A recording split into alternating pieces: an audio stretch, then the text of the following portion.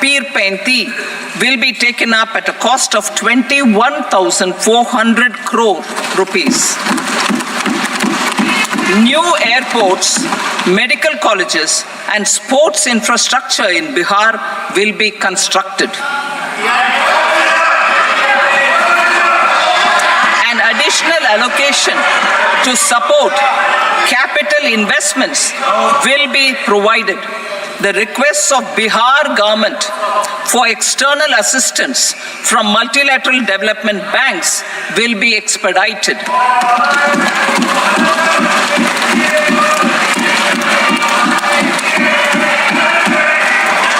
Andhra Pradesh Reorganization Act. Our government has made concerted efforts to fulfill the commitments in Andhra Pradesh Reorganization Act.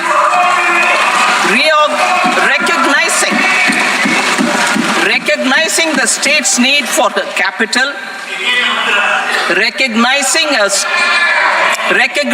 the state's need for a capital, we will facilitate special financial support through multilateral development agencies. In the current financial year, 15,000 crore rupees will be arranged with additional amounts in future years.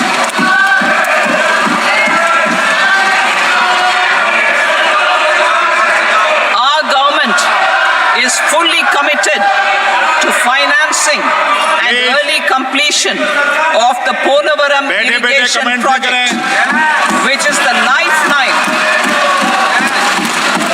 lifeline for Andhra Pradesh and its farmers. This will facilitate our country's food security as well. Under the Andhra Pradesh Reorganization Act, for promoting industrial development, funds will be provided for essential infrastructure such as water, power, railways, and roads. In Kopparthi node on the Visakhapatnam-Chennai Industrial Corridor and Varavakal node on the Hyderabad-Bangalore Industrial Corridor. An additional allocation will be provided this year towards capital investment for economic growth. Grants for backward regions of Rayalaseema, Prakasham, North Coastal Andhra, as stated in the Act, will be provided. PM Awas Yojana. 3 crore additional houses under the PM Awas Yojana in rural and urban areas in the country have been announced, for which the necessary allocations are being made. Women-led development.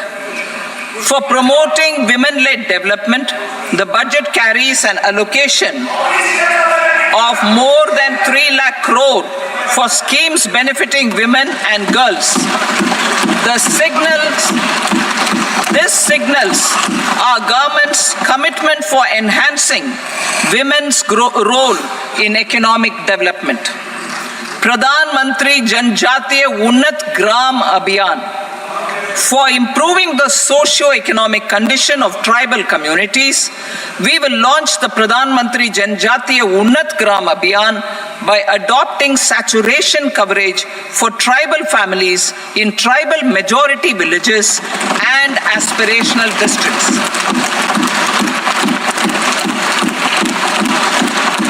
This will cover 63,000 villages, benefiting 5 crore tribal people. Bank branches in northeastern region. More than 100 branches of India Post Payment Bank will be set up in the northeast region to expand the banking services. This year, I have made a provision of 2.66 lakh crore rupees for rural development, including rural infrastructure. Priority 4. Manufacturing and services, support for promotion of MSMEs. This budget provides special attention to MSMEs and manufacturing, particularly labor-intensive manufacturing. We have formulated a package covering financing, regulatory changes, and technology support for MSMEs to help them grow and also compete globally, as mentioned in the interim budget. I am happy to announce the following specific measures. Credit guarantee scheme for MSMEs in the manufacturing sector. For facilitating term loans to MSMEs for purchase of machinery and equipment without collateral or third-party guarantee, a credit guarantee scheme will be introduced. The scheme will operate on pooling of credit risks of such MSMEs. A separately constituted self-financing guarantee fund will provide to each applicant guarantee cover up to 100 crore rupees, while the loan amount may be larger. The borrower will have to provide an upfront guarantee fee and an annual guarantee fee on the reducing loan balance. New assessment model for MSME credit. Public sector banks will build their own in-house capability to assess MSMEs for credit instead of relying on external assessment. They will also take a lead in developing or getting developed a new credit assessment model based on the scoring of digital footprints of the MSMEs in the economy. This is expected to be a significant improvement over the traditional assessment of credit eligibility based only on asset or turnover criteria. That will also cover MSMEs without a formal accounting system. Credit support to MSMEs during stress period. I'm happy to announce a new mechanism for facilitating continuation of bank credit to MSMEs during their stress period while being in special mention account, SMA account, SMA stage. For reasons beyond their control, MSMEs need credit to continue their business and to avoid getting into the NPA stage. Credit availability will be supported through a guarantee from a government-promoted fund. Mudra loans. The limit of Mudra loans will be enhanced to 20 lakh from the current 10 lakh for those entrepreneurs who have availed and successfully repaid previous loans under the Tarun category. Enhanced scope for mandatory onboarding in TREDS. For facilitating MSMEs to unlock their working capital by converting their trade receivables into cash, I propose to reduce the turnover threshold of buyers for mandatory onboarding on the TREDS platform from rupees 500 crore to 250 crore rupees. This measure will bring 22 more CPSCs and 7,000 more companies onto the platform. Medium enterprises will also be included in the scope of the suppliers. SIDBI branches in MSME clusters. SIDBI will open new branches to expand its reach to serve all major MSME clusters within 3 years and provide direct credit to them.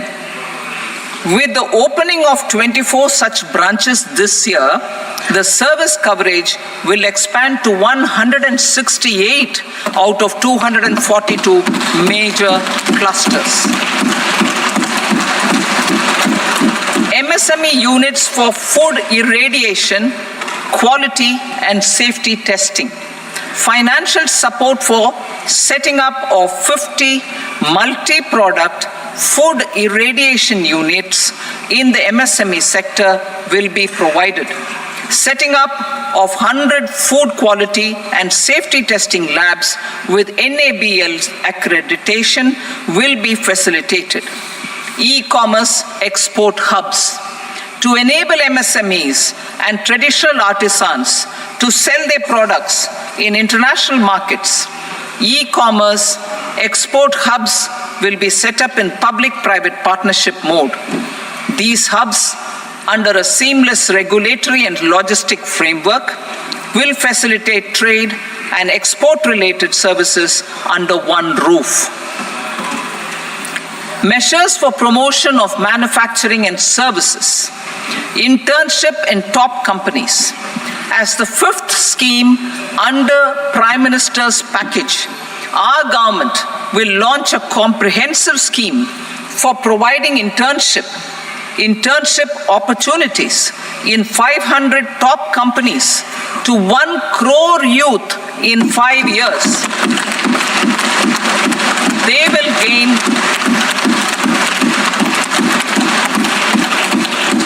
will gain exposure for 12 months to real-life business environment, varied professions, and employment opportunities. An internship allowance of 5,000 rupees per month, along with a one-time assistance of 6,000 rupees will be provided. Companies will be expected to bear the training cost and 10% of their internship cost from their CSR funds. Industrial parks. Our government will facilitate development of investment-ready, plug-and-play industrial parks with complete infrastructure in or near 100 cities in partnership with the states and private sector by better using town planning schemes. 12 industrial parks under the National Industrial Corridor Development Program also will be sanctioned.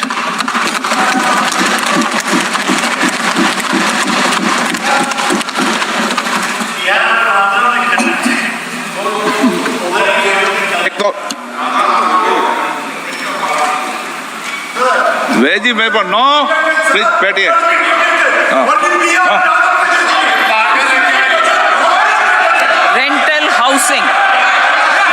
Rental housing with dormitory type accommodation for industrial workers will be, just 1 minute. Rental housing, I repeat, rental housing with dormitory type accommodation for industrial workers will be facilitated in PPP mode with VGF support and commitment from anchor industries. Shipping industry, ownership, leasing, and flagging reforms will be implemented to improve the share of Indian shipping industry and generate more employment. Critical mineral mission. We will set up a critical mineral mission for domestic production, recycling of critical minerals, and overseas acquisition of critical mineral assets. Its mandate will include technology development, skilled workforce, extended producer responsibility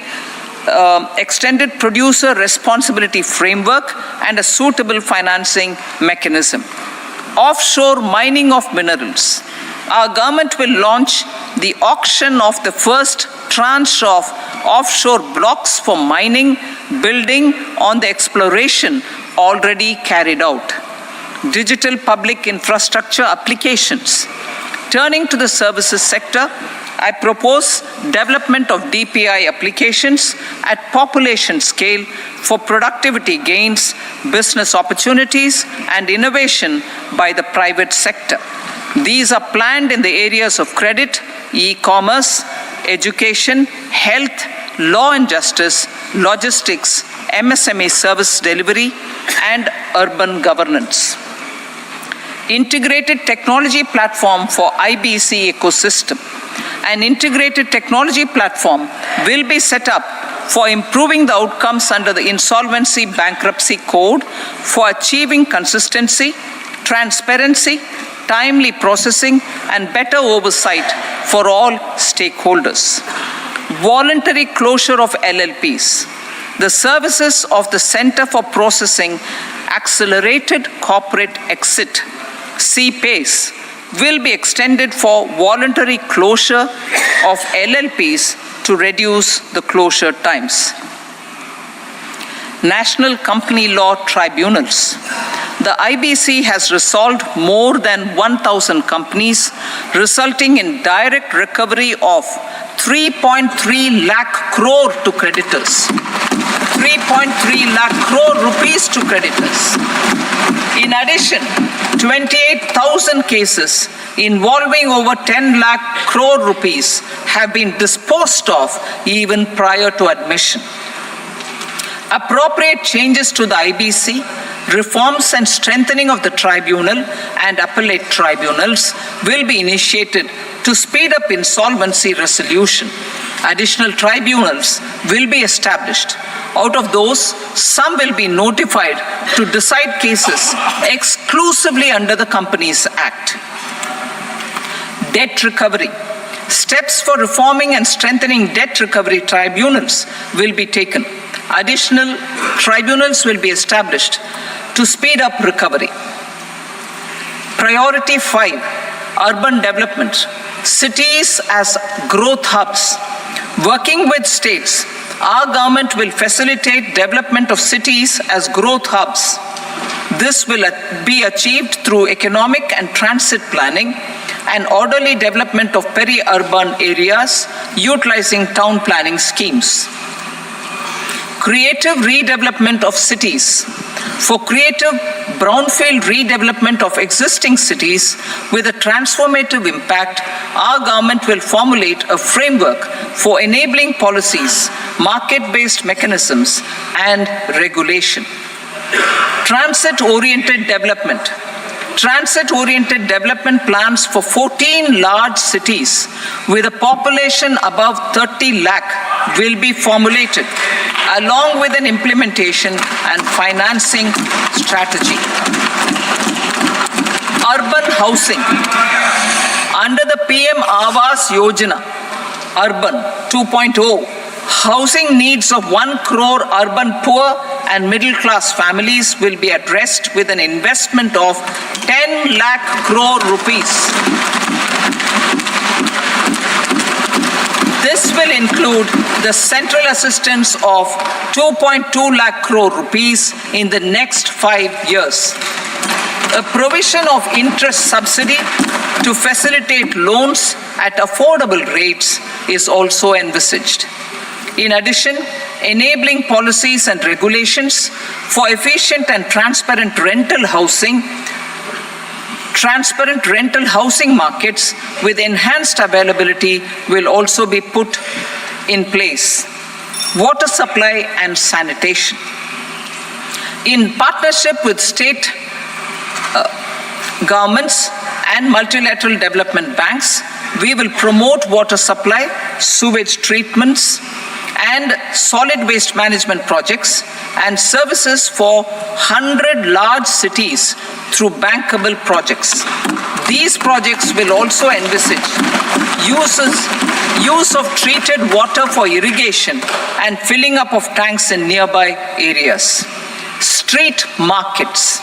Building on the success of PM Swanidhi scheme in transforming the lives of street vendors, our government envisions a scheme to support each year over the next 5 years the development of 100 weekly hearts or street food hubs in select cities. Stamp duty. We will encourage states which continue to charge high stamp duty to moderate the rates for all and also consider further lowering duties for properties purchased by women. This reform will be made an essential component of urban development schemes. Priority 6, energy security. Energy transition.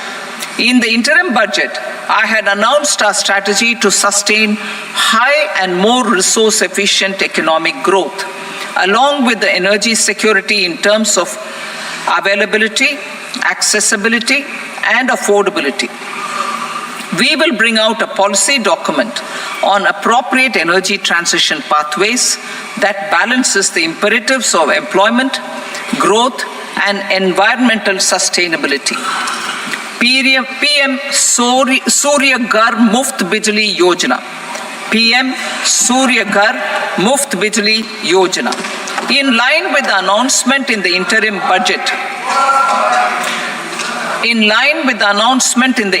budget, PM Surya Ghar Muft Bijli Yojana has been launched to install rooftop solar plants to enable 1 crore households obtain free electricity up to 300 units every month.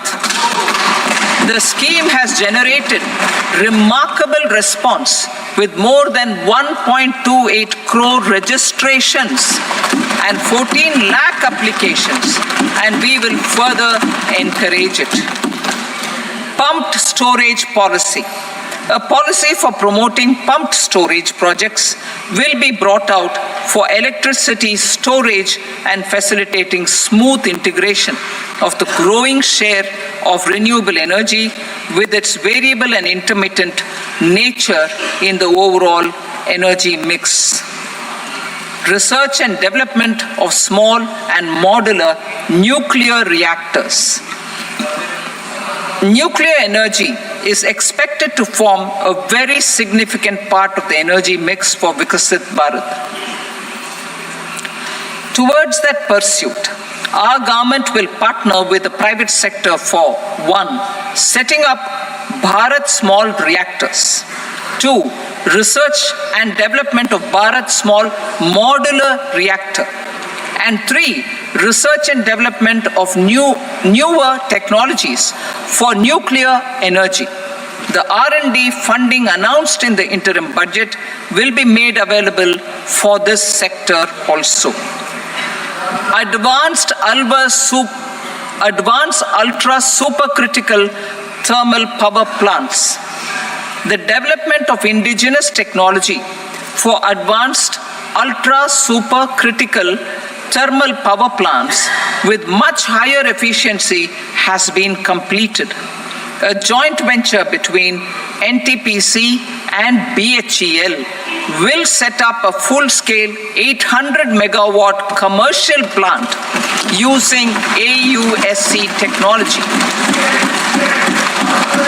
The government will provide the required fiscal support.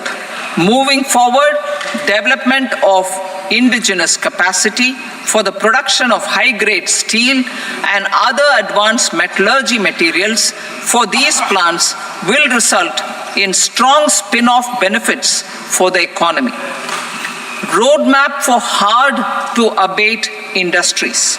A roadmap for moving the hard-to-abate industries from energy efficiency targets to emission targets will be formulated. Appropriate regulations for transition of these industries from the current perform, achieve, and trade mode to Indian carbon market mode will be put in place. Support to traditional micro and small industries.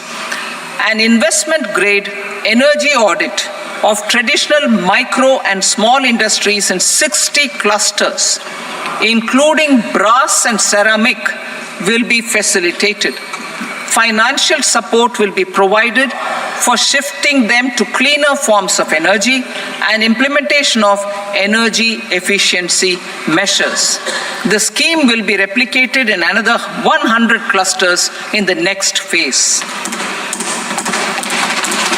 Priority 7. Infrastructure investment by central government. Significant investment the central government has made over the years in building and improving infrastructure has had a strong multiplier effect on the economy. We will endeavor to maintain strong fiscal support for infrastructure over the next 5 years in conjunction with imperatives of other priorities and fiscal consolidation. This year, I have provided 11,11,111 crore rupees for capital expenditure. This would be 3.4% of our GDP. Infrastructure investment by state governments. We will encourage states to provide support of similar scale for infrastructure, subject to their development priorities. A provision of 1.5 lakh crore rupees for long-term interest-free loans have been made this year also to support the states in their resource allocation.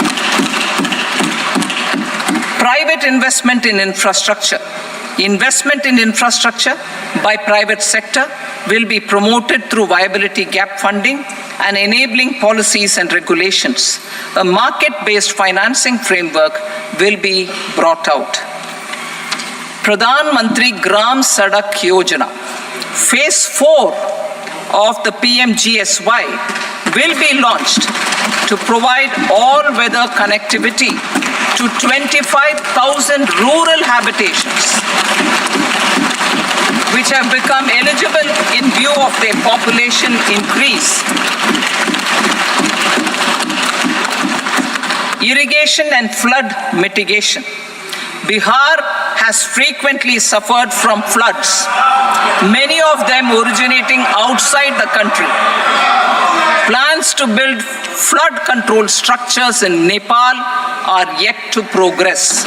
Our government, through the Accelerated Irrigation Benefit Program and other sources, will provide financial support for projects with estimated cost of 11,500 crore rupees, such as the Kosi-Michi intra-state link and 20 other ongoing and new schemes, including barrages, river pollution abatement, and irrigation projects. In addition, survey and investigation of Kosi-related flood mitigation and irrigation projects will be undertaken.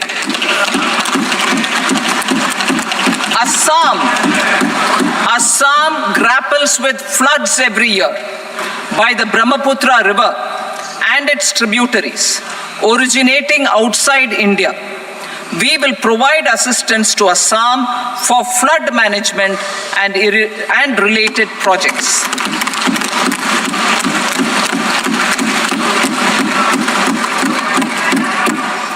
Himachal Pradesh suffered extensive losses due to floods last year. Our government will provide assistance to the state for reconstruction and rehabilitation through multilateral development assistance.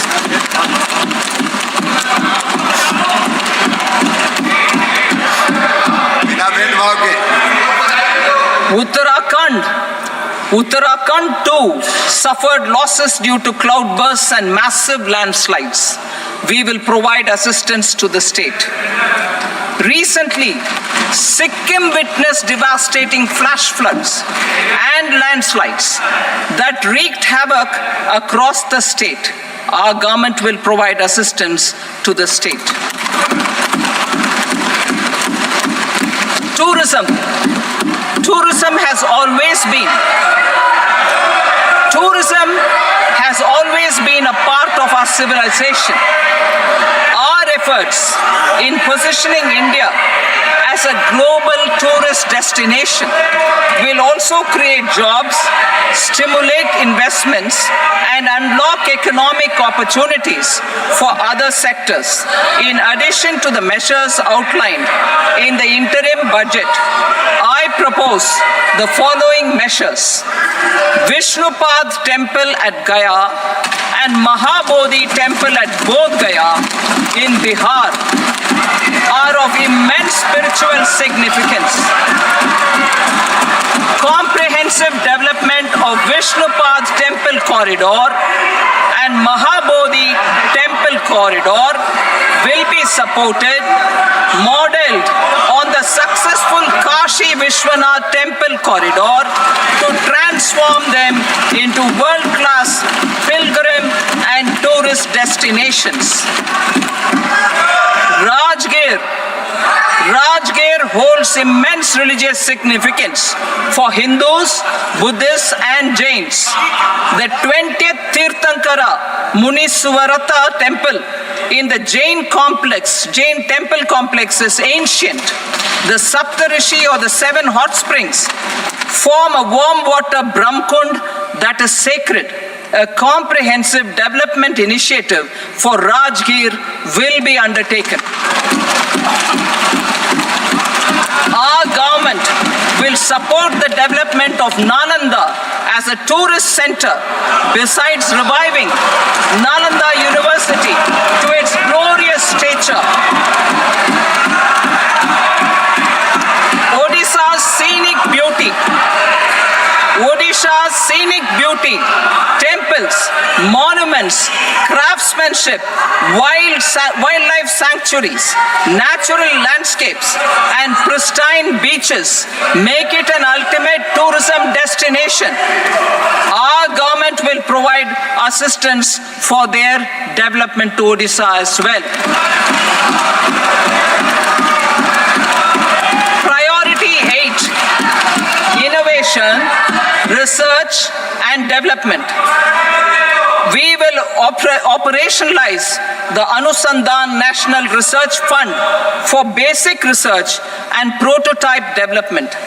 Further, we will set up a mechanism for spurring private sector-driven research and innovation at commercial scale with a financing pool of 1 lakh crore rupees in line with the announcement in the interim budget. Space economy. With our continued emphasis on expanding the space economy by 5 times in the next 10 years, a venture capital fund of 1,000 crore rupees will be set up. Priority 9, next generation reforms. Economic policy framework. We will formulate an economic policy framework to delineate the overarching approach to economic development and set the scope of the next generation of reforms for facilitating employment opportunities and sustaining high growth. Our government will initiate and incentivize reforms for 1, improving productivity of factors of production, and 2, facilitating markets and sectors to become more efficient. These reforms will cover all factors of production, namely land, labor, capital, and entrepreneurship, and technology as an enabler of improving total factor productivity and bridging inequality. Effective implementation of several of these reforms requires collaboration between the center and the states and building consensus as development of the country lies in development of the states. For promoting competitive federalism and incentivizing states for faster implementation of reforms, I propose to earmark a significant part of the 50-year interest-free loan. Working with the states, we will initiate the following reforms.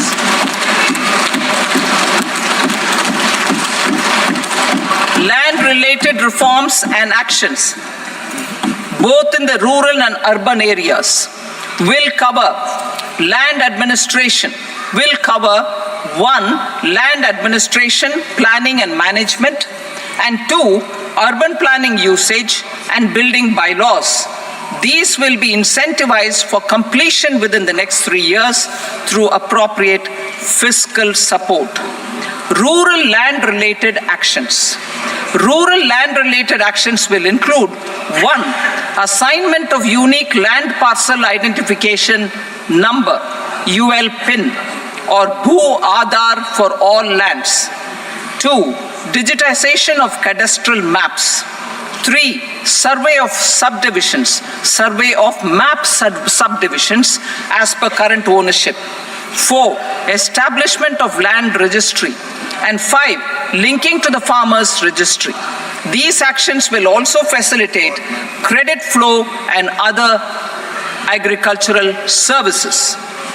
Urban land-related actions. Land records in urban areas will be digitized with GIS mapping. An IT-based system for property record administration, updating, and tax administration will be established. These will also facilitate improving the financial position of urban local bodies. Labor-related reforms, services to labor. Our government will facilitate the provision of a wide array of services to labor, including those for employment and skilling. A comprehensive integration of e-Shram portal with other portals will facilitate such one-stop solution. Open architecture databases for the rapidly changing labor market, skill requirements, and available job roles, and a mechanism to connect job aspirants with potential employers and skill providers will be covered in these services. Shram Suvidha and Samadhan portal. Shram Suvidha and Samadhan portal will be revamped to enhance ease of compliance for industry and trade. Capital and entrepreneurship related reforms, financial sector vision and strategy. For meeting financing needs of the economy, our government will bring out a financial sector vision and strategy document to prepare the sector in terms of size, capacity, and skills.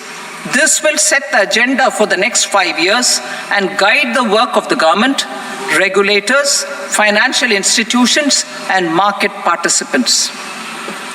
Taxonomy for climate finance.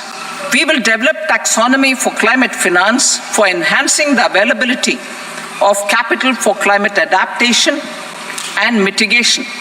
This will support achievement of the country's climate commitments and green transition. Variable capital company structure.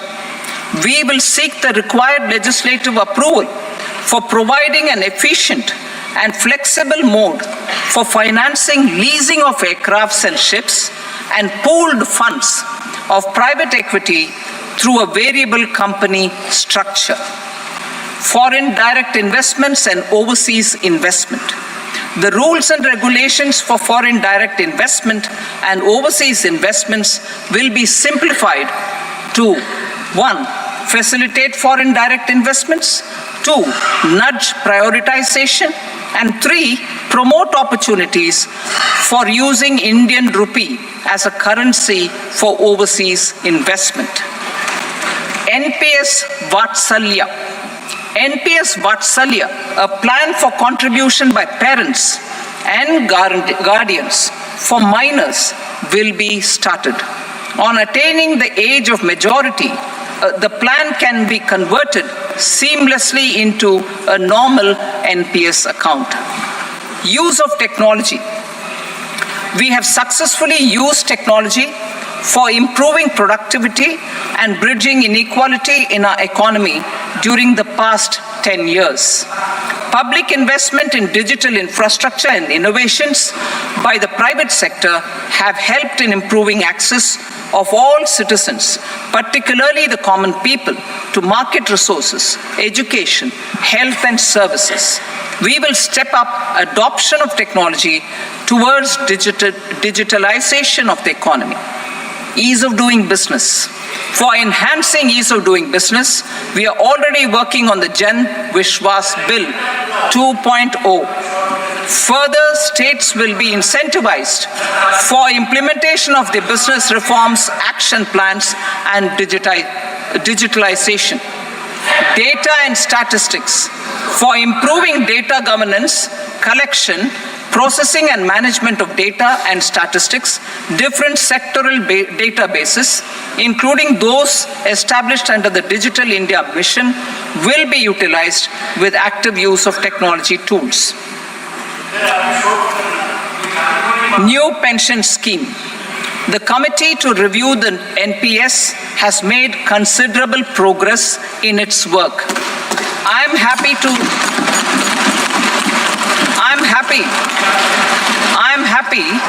that the staff side of the National Council of the Joint consultative machinery for central government employees has taken a constructive approach. A solution will be evolved which addresses the relevant issues while maintaining fiscal prudence to protect the common citizens. Budget estimates for 24-25. For the year 24-25, total receipts other than borrowings and the total expenditure are estimated at 32.07 lakh crore rupees and 48.21 lakh crore rupees respectively. The net tax receipts are estimated at 25.83 lakh crore rupees. The fiscal deficit is estimated at 4.9% of the GDP. The gross and the net market borrowings through dated securities during 24-25 are estimated at 14.01 lakh crore rupees and 11.63 lakh crore rupees respectively. Both will be less than that in 23-24. The fiscal consolidation path announced by me in 2021 has served our economy very well, and we aim to reach the deficit below 4.5% next year. The government is committed to staying the course. From 2026-27 onwards, our endeavor will be to keep the fiscal deficit each year such that the central government's debt will be on a declining path as percentage of GDP. I will now move to Part B.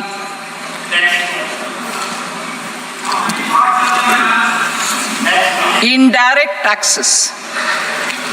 Sir, I start with GST. It has decreased tax incidence on the common man, reduced compliance burden and logistics cost for trade and industry, and enhanced revenues of the central and the state governments. It is a success of vast proportions. To multiply the benefits of GST, we will strive to further simplify and rationalize the tax structure and endeavor to expand it to the remaining sectors. My proposals for customs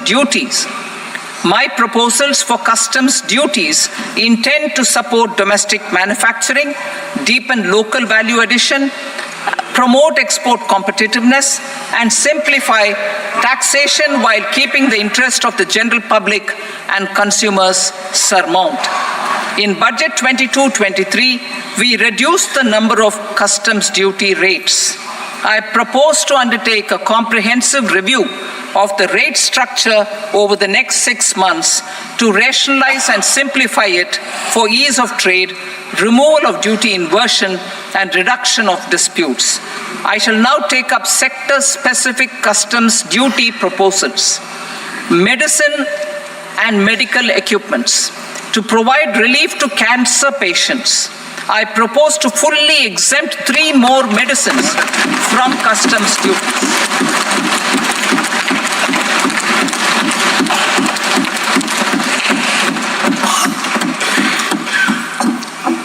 I also propose changes in the BCD on X-ray tubes and flat panel detectors for use in medical X-ray machines under the phased manufacturing program so as to synchronize them with the domestic capacity addition. Mobile phone and related parts. With a 3-fold increase in domestic production and almost a 100-fold jump in exports of mobile phones over the last 6 years, the Indian mobile industry has matured. In the interest of consumers, I now propose to reduce the BCD on mobile phone, mobile PCBA, and mobile charger to 15%. Critical minerals. Minerals such as lithium, copper, cobalt, and rare earth elements are critical for sectors like nuclear energy, renewable energy, space, defense, telecommunications, and high-tech electronics. I propose to fully exempt customs duties on 25 critical minerals and reduce BCD on 2 of them. This will provide a major fillip to the processing and refining of such minerals and help secure their availability for these strategic and important sectors. Solar energy. Energy transition is critical in the fight against climate change. To support energy transition, I propose to expand the list of exempted capital goods for use in the manufacture of solar cells and panels in the country. Further, in view of sufficient domestic manufacturing capacity of solar gas, glass, and tinned copper interconnect, I propose not to extend the exemption of custom duties provided to them. Marine products. India's seafood exports in the last financial year touched an all-time high of more than 60,000 crores of rupees. Frozen shrimp accounted for about 2/3 of these exports. To enhance their competitiveness, I propose to reduce BCD on certain broodstock, polychaete worms, shrimp, and fish feed to 5%. I also propose to exempt customs duty on various inputs for manufacture of shrimp and fish feed. Leather and textile. Similarly, to enhance the competitiveness of exports in the leather and textile sectors, I propose to reduce BCD on real down-filling material from duck or goose. I am also making additions to the list of exempted goods for manufacture of leather and textile garments, footwear, and other leather articles for export. To rectify inversion in duty, I propose to reduce BCD subject to conditions on methylene diphenyl diisocyanate MDI for manufacture of spandex yarn from 7.5 to 5%. Furthermore, the export duty structure on raw hides, skin, and leather is proposed to be simplified and rationalized. Precious metals. To enhance domestic value addition in gold and precious metal jewelry in the country, I propose to reduce customs duties on gold and silver to 6% and that of platinum to 6.4%. Other metals. Steel and copper are important raw materials. To reduce their cost of production, I propose to remove the BCD on ferronickel and blister copper. I am also continuing with nil BCD on ferrous scrap and nickel cathode and concessional BCD of 2.5% on copper scrap. Electronics. To increase value addition in the domestic electronics industry, I propose to remove the BCD subject to conditions on oxygen-free copper for manufacture of resistors. I also propose to exempt certain parts for manufacture of connectors. Chemicals and petrochemicals. To support existing and new capacities in the pipeline, I propose to increase the BCD on ammonium nitrate from 7.5% to 10%. Plastics. PVC flex banners are non-biodegradable and hazardous for environment and health. To curb their imports, I propose to raise the BCD on them from 10 to 25%. Telecommunication equipment. To incentivize domestic manufacturing, I propose to increase the BCD from 10 to 15% on PCBA of specified telecom equipment. Trade facilitation. To promote domestic aviation and boat and ship MRO, I propose to extend the period for export of goods imported for repairs from 6 months to 1 year. I'll read that again. To promote domestic aviation and boat and ship maintenance, repair and operations, I propose to extend the period for export of goods imported for repairs from 6 months to 1 year. In the same vein, I propose to extend the time limit for re-import of goods for repairs under warranty from 3 to 5 years. I now move to direct taxes. We will continue our efforts to simplify taxes, improve taxpayer services, provide tax certainty, and reduce litigation while enhancing revenues for funding the development and welfare schemes of the government. It has been our endeavor to simplify taxation. We have taken a number of measures in the last few years, including introduction of simplified tax regimes without exemptions and deductions for corporate tax and for personal income tax. This has been appreciated by taxpayers. 58% of corporate tax came from the simplified tax regime in the financial year 22-23. Similarly, as per data available till now, for the last fiscal, more than 2/3 have availed the new personal income tax regime. Comprehensive review of the Income Tax Act. I am now announcing a comprehensive review of the Income Tax Act 1961. The purpose is to make the act concise, lucid, easy to read and understand. This will reduce disputes and litigation, thereby providing tax certainty to the taxpayers. I will also bring down the demand embroiled in litigation. It is proposed to be completed in 6 months. A beginning is being made in the finance bill by simplifying the tax regime for charities, tedious rate structures, provisions of reassessment and such provisions, and capital gains taxation. Simplification for charities and tedious. Two tax exemption regimes. The two tax exemption regimes for charities are proposed to be merged into one. The 5% tedious rate on many payments is being merged into the 2% tedious rate, and the 20% tedious rate on repurchase of units by mutual funds or UTI is being withdrawn. Tedious rate on e-commerce operators is proposed to be reduced from 1 to 0.1%. Moreover, credit of TCS is proposed to be given in the TDS to be deducted on salary. Further, I propose to decriminalize delay for payment of TDS up to the due date of filing statement for the same.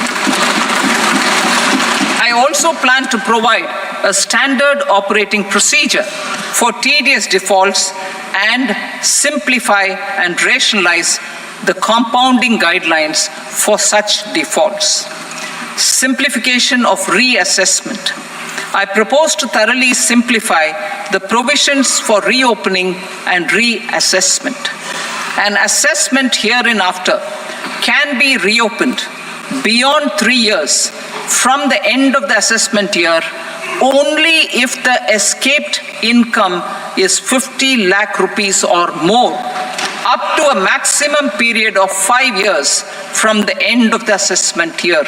Even in such cases, a time limit of 6 years before the year of the search, as against the existing time limit of 10 years, is being proposed. This will reduce tax uncertainty and disputes. Simplification and rationalization of capital gains. Capital gains taxation is also proposed to be hugely simplified. Short-term gains on certain financial assets shall henceforth attract a tax rate of 20%, while that on all other financial assets and all non-financial assets shall continue to attract the applicable tax rate. Long-term gains on all financial and non-financial assets, on the other hand, will attract a tax rate of 12.5%. For the benefit of the lower and the middle income classes, I propose to increase the limit of exemption of capital gains on certain financial assets to 1.25 lakh rupees per year. Listed financial assets held for more than a year will be classified as long-term, while unlisted financial assets and all non-financial assets will have to be held for at least 2 years to be classified as long-term. Unlisted bonds and debentures, debt mutual funds, and market-linked debentures, irrespective of holding period, however, will attract tax on capital gains at applicable rates. Taxpayer services. All the major taxpayer services under GST and most services under customs and income tax have been digitalized. All remaining services of customs and income tax, including rectification and order giving effect to appellate orders, shall be digitalized and made paperless over the next 2 years. Litigation and appeals. While our concerted efforts to reduce pendency of appeals at various appellate fora are beginning to show good results, it will continue to engage our highest attention. To dispose of the backlog of first appeals, I plan to deploy more officers to hear and decide such appeals, especially those with large tax effect.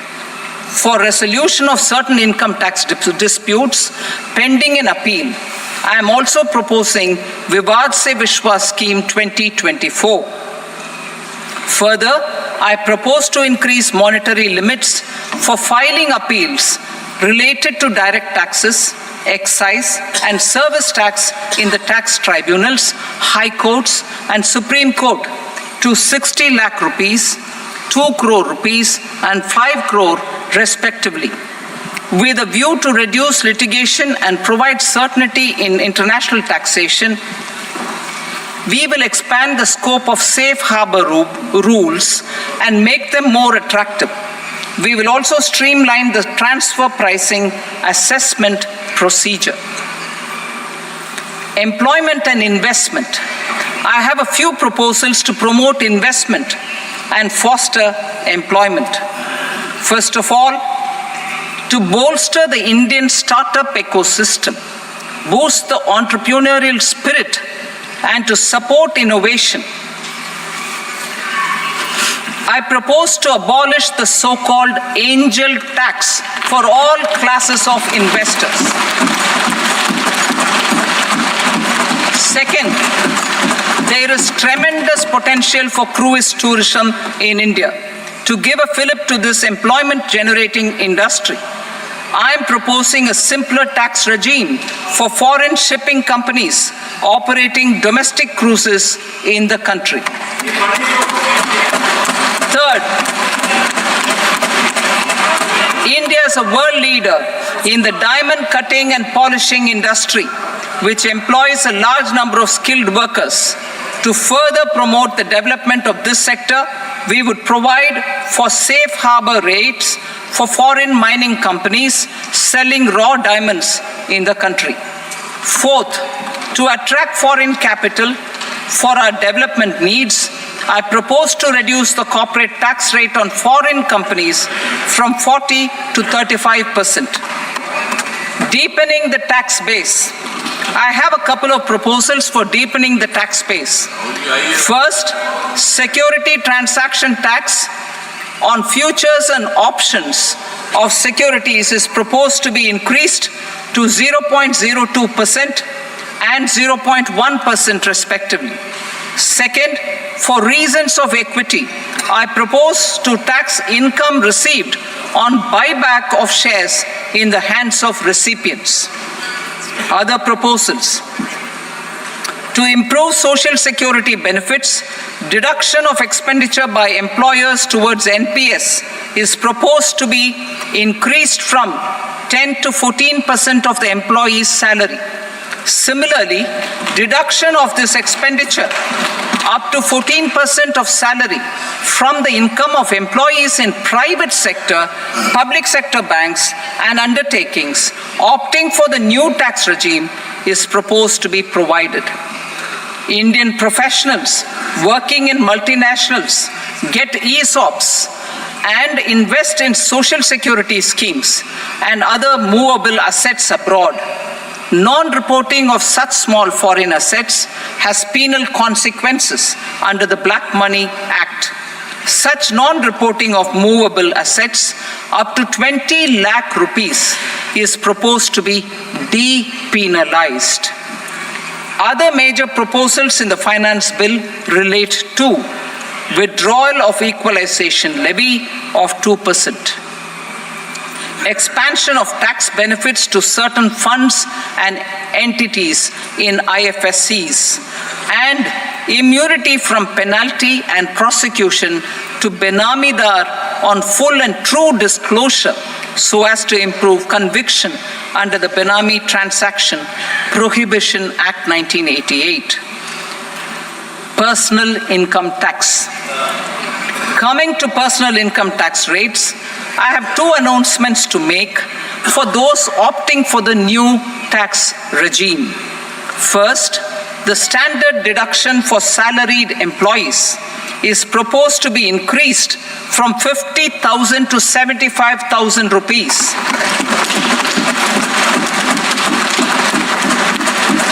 Similarly, deduction on family pension for pensioners is proposed to be enhanced from 15,000 to 25,000 rupees. This will provide relief to about 4 crore salaried individuals and pensioners.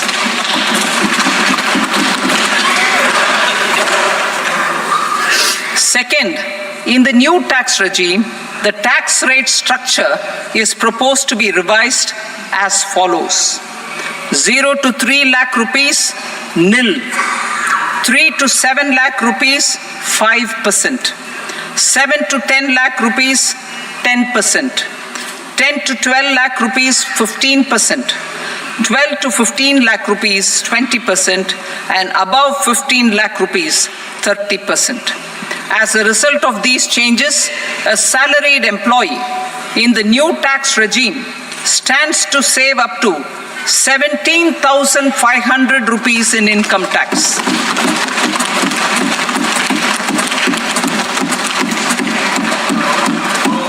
Apart from these, I am also making some other changes as given in the annexure. As a result of these proposals, revenue of about 37,000 crore, that is 29,000 crore in direct taxes and 8,000 crore in indirect taxes will be foregone, while revenue of about 30,000 crore rupees will be additionally mobilized. Thus, the total revenue foregone is about 7,000 crores annually. Mr. Speaker, sir, with this, I commend the budget to this august House.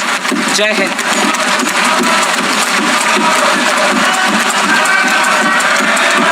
Item number 2.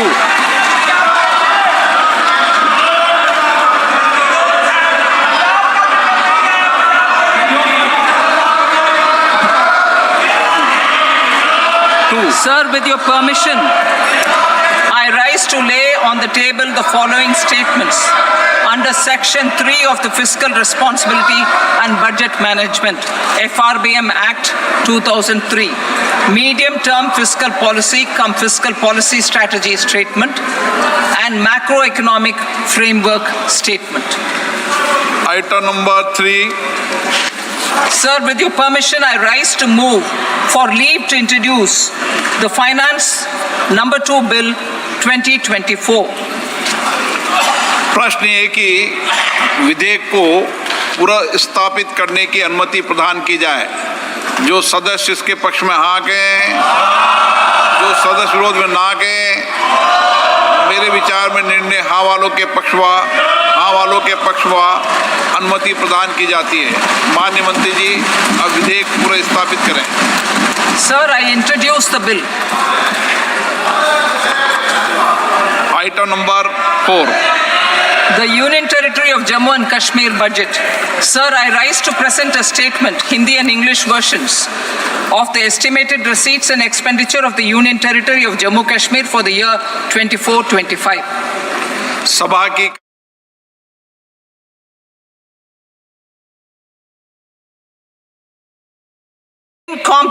Jain temple complex is ancient. The Saptarishi or the 7 hot springs form a warm water Brahmkund that is sacred. A comprehensive development initiative for Rajgir will be undertaken.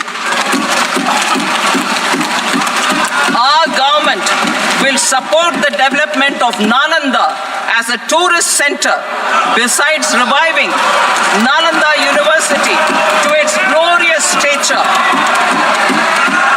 That all Indians, regardless of religion, caste, gender, and age, make substantial progress in realizing their life goals and aspirations. Global context. The global economy, while performing better than expected, is still in the grip of policy uncertainties. Elevated asset prices, political uncertainties, and shipping disruptions continue to pose significant downside risks for growth and upside risks to inflation. In this context, India's economic growth continues to be the shining exception and will remain so in the years ahead.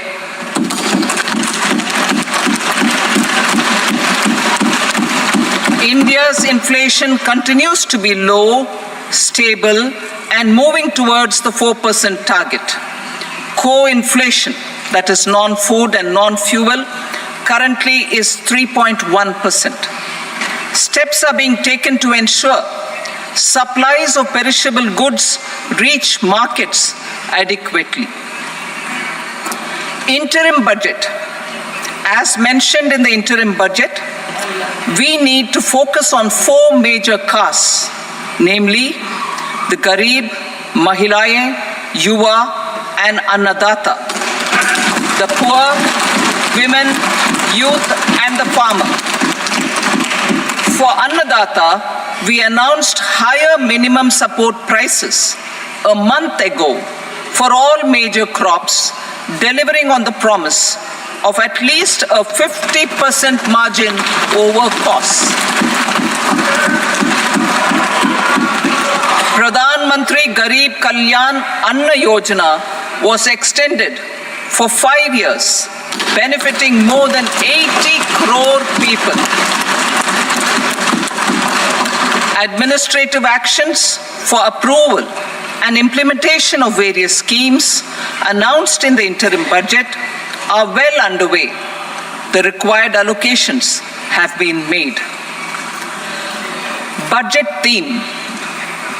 Turning attention to the full year and beyond in this budget, we particularly focus on employment, skilling, MSMEs, and the middle class. I'm happy to announce the Prime Minister's package of 5 schemes and initiatives to facilitate employment, skilling, and other opportunities for 4.1 crore youth over a 5-year period, with a central outlay of 2 lakh crore rupees. I will speak about them shortly, while more details may be seen in the annexure. This year, I've made a provision of 1.48 lakh rupees, 1.48 lakh crore rupees for education, employment, and skilling. Budget priorities. The people have given a unique opportunity to our government to take the country on the path of strong development and an all-round prosperity. In the interim budget, we promise to present a detailed roadmap for our pursuit of Vikasit Bharat. In line with the strategy set out in the interim budget, this budget envisages sustained efforts on the following 9 priorities for generating ample opportunities for all. Number 1, productivity and resilience in agriculture. Number 2, employment and skilling. Number 3, inclusive human resource development and social justice. 4, manufacturing and services. 5, urban development. 6, energy security. 7, infrastructure. 8, innovation, research and development. And 9, next generation reforms. Subsequent budgets will build on these and add more priorities and actions. A more detailed formulation will be carried out as part of the economic policy framework about which I will speak later in this speech. This budget details some of the specific actions to be initiated in the current year towards fulfillment of these priorities with potential for transformative changes. The budget also covers some of the previously made announcements with intent to strengthen them and step up their implementation for expediting our journey towards the goal of Vikasit Bharat. Priority 1, productivity and resilience in agriculture. Transforming agricultural research. Our government will undertake a comprehensive review of the agricultural research setup to bring the focus on raising productivity and developing climate-resilient varieties. Funding will be provided in challenge mode, including to the private sector. Domain experts, both from the government and outside, will oversee the conduct of such research. Release of new varieties.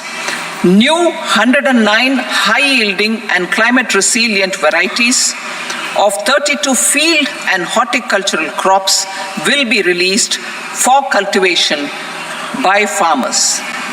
Natural farming. In the next 2 years, 1 crore farmers across the country will be initiated into natural farming, supported by certification and branding. Implementation will be through scientific institutions and willing gram panchayats. 10,000 need-based bio-input resource centers will be established. Missions for pulses and oil seeds. For achieving self-sufficiency in pulses and oil seeds, we will strengthen their production, storage, and marketing. As announced in the interim budget, a strategy is being put in place to achieve Atmanirbharta for oil seeds such as mustard, groundnut, sesame, soybean, and sunflower. Vegetable production and supply chains. Large-scale clusters for vegetable production will be developed closer to major consumption centers. We will promote farmer-producer organizations, cooperatives, and startups for vegetable supply chains, including for collection and storage and marketing. Digital public infrastructure for agriculture. Buoyed by the success of the pilot project, our government, in partnership with the states, will facilitate the implementation of the digital public infrastructure in agriculture for coverage of farmers and their lands in 3 years. During this year, digital crop survey for Kharif using the DPI will be taken up in 400 districts. The details of 6 crore farmers and their lands will be brought into the farmer and land registries. Further, the issuance of Jan Samarth based Kisan credit cards will be enabled in 5 states. Shrimp production and export. Financial support for setting up a network of nucleus breeding centers for shrimp brood stocks will be provided. Financing for shrimp farming, processing, and export will be facilitated through NABARD. National Cooperation Policy. Our government will bring out a national cooperation policy for systematic, orderly, and all-round development of the cooperative sector, fast-tracking growth of rural economy and generation of employment opportunities on a large scale will be the policy goal. This year, I have made a provision of 1.52 lakh crore rupees for agriculture and allied sectors.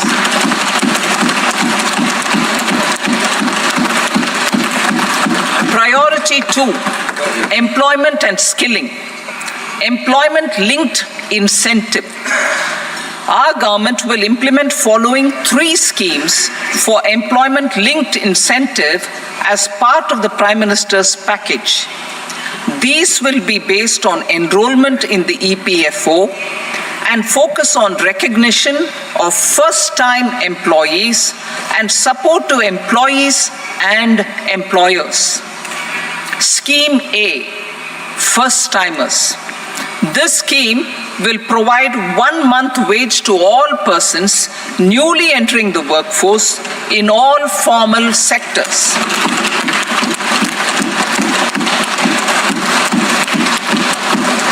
Direct benefit transfer of 1 month's salary in 3 installments to first-time employees as registered in the EPFO will be up to 15,000 rupees.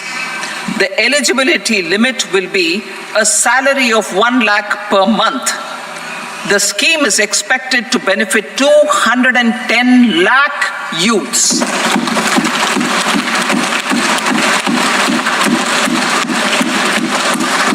Scheme B, job creation in manufacturing. This scheme will incentivize additional employment in the manufacturing sector linked to the employment of first-time employees. An incentive will be provided at specified scale directly both to the employee and the employer with respect to the EPFO contribution in the first 4 years of employment. The scheme is expected to benefit 30 lakh youth entering employment and their employers.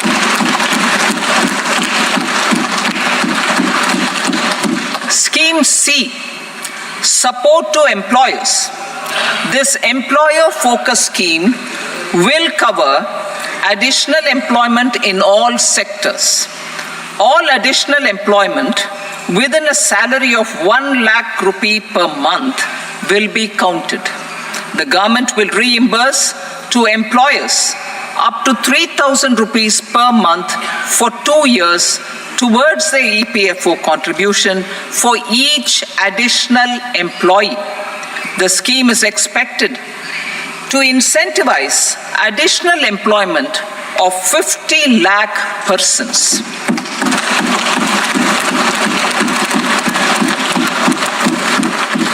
Participation of women in the workforce. We will facilitate higher participation of women in the workforce through setting up of working women hostels in collaboration with industry and establishing creches. In addition, the partnership will seek to organize women-specific skilling programs and promotion of market access for women SHG enterprises. Skilling program.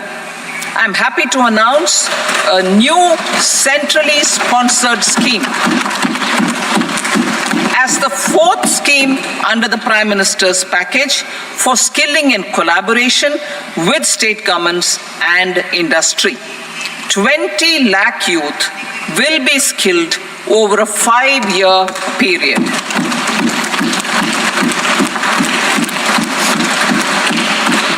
9,000 industrial training institutes will be upgraded in hub and spoke arrangements with outcome orientation. Course content and design will be aligned to the skill needs of industry, and new courses will be introduced for emerging needs. Skilling loans. The model skill loan scheme will be revised to facilitate loans up to 7.5 lakh rupees with a guarantee from a government-promoted fund. This measure is expected to help 25,000 students every year.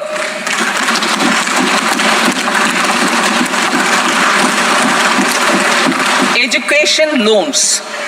For helping our youth who have not been eligible for any benefit under government schemes and policies, I am happy to announce a financial support for loans up to 10 lakh rupees for higher education in domestic institutions.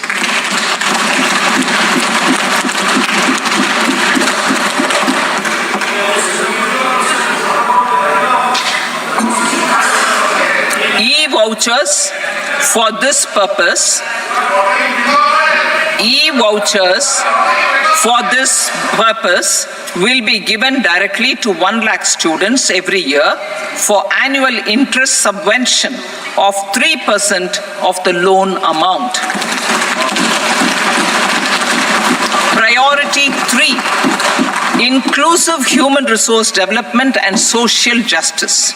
Saturation approach. Our government is committed to all-round, all-pervasive and all-inclusive development of people, particularly farmers, youth, women, and the poor. For achieving social justice comprehensively, the saturation approach of covering all eligible people through various programs, including those for education and health, will be adopted to empower them by improving their capabilities. Implementation of schemes meant for supporting economic activities by craftsmen, artisans, self-help groups, scheduled caste, scheduled tribe, and women entrepreneurs and street vendors such as the PM Vishwakarma, PM Swanidhi, National Livelihood Missions, and Stand Up India will be stepped up. Purvodaya. The states in the eastern part of the country are rich in endowments and have strong cultural traditions. We will formulate a plan, Purvodaya, for the all-round development of the eastern region of the country, covering Bihar, Jharkhand, West Bengal, Odisha, and Andhra Pradesh. This will cover human resource development, infrastructure, and generation of economic opportunities to make the region an engine to attain Vikasit Bharat. On the Amritsar-Kolkata Industrial Corridor, we will support development of an industrial node at Gaya. This corridor will catalyze industrial development of the eastern region. The industrial node at Gaya will also be a good model for developing our ancient centers of cultural importance into future centers of modern economy. This model shall showcase Vikas B, Virasat B in our growth trajectory. We will also support development of road connectivity projects, namely 1. Patna-Purnia Expressway, 2. Buxar-Bhagalpur Expressway, 3. Bodh Gaya, Rajgir, Vaishali and Darbhanga spurs, and 4. Additional 2-lane bridge over River Ganga at Buxar at a total cost of 26,000 crore rupees.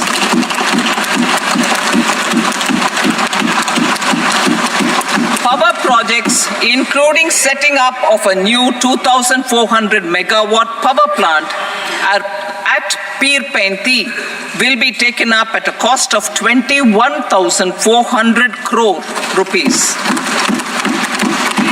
New airports, medical colleges, and sports infrastructure in Bihar will be constructed.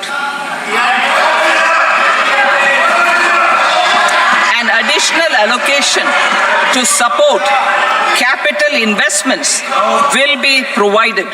The requests of Bihar government for external assistance from multilateral development banks will be expedited.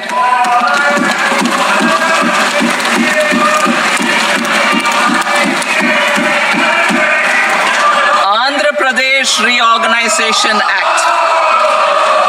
Our government has made concerted efforts to fulfill the commitments in Andhra Pradesh Reorganization Act.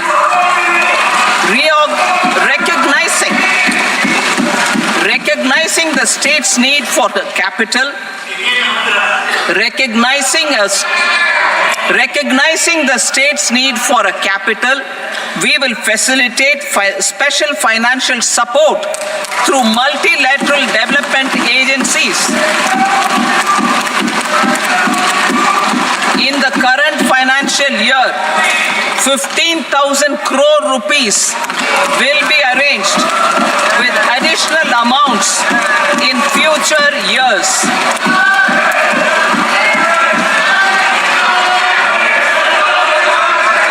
Our government is fully committed to financing and early completion of the Polavaram irrigation project, which is the lifeline for Andhra Pradesh and its farmers. This will facilitate our country's food security as well. Under the Andhra Pradesh Reorganization Act, for promoting industrial development, funds will be provided for essential infrastructure such as water, power, railways, and roads.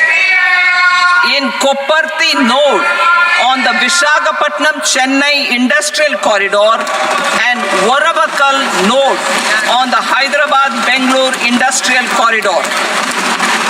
An additional allocation will be provided this year towards capital investment for economic growth. Grants for backward regions of Rayalaseema, Prakasham, North Coastal Andhra, as stated in the Act, will be provided. PM Awas Yojana. 3 crore additional houses under the PM Awas Yojana in rural and urban areas in the country have been announced, for which the necessary allocations are being made. Women-led development.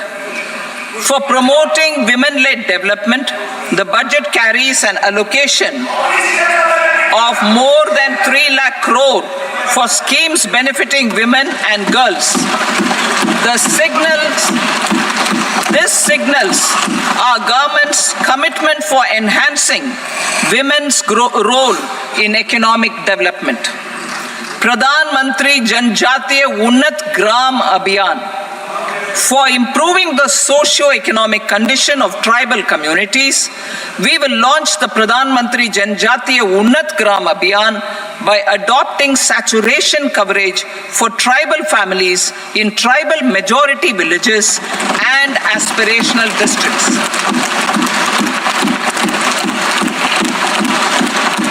This will cover 63,000 villages, benefiting 5 crore tribal people.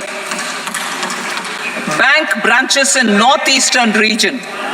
More than 100 branches of India Post Payment Bank will be set up in the northeast region to expand the banking services. This year, I have made a provision of 2.66 lakh crore rupees for rural development, including rural infrastructure. Priority 4. manufacturing and services, support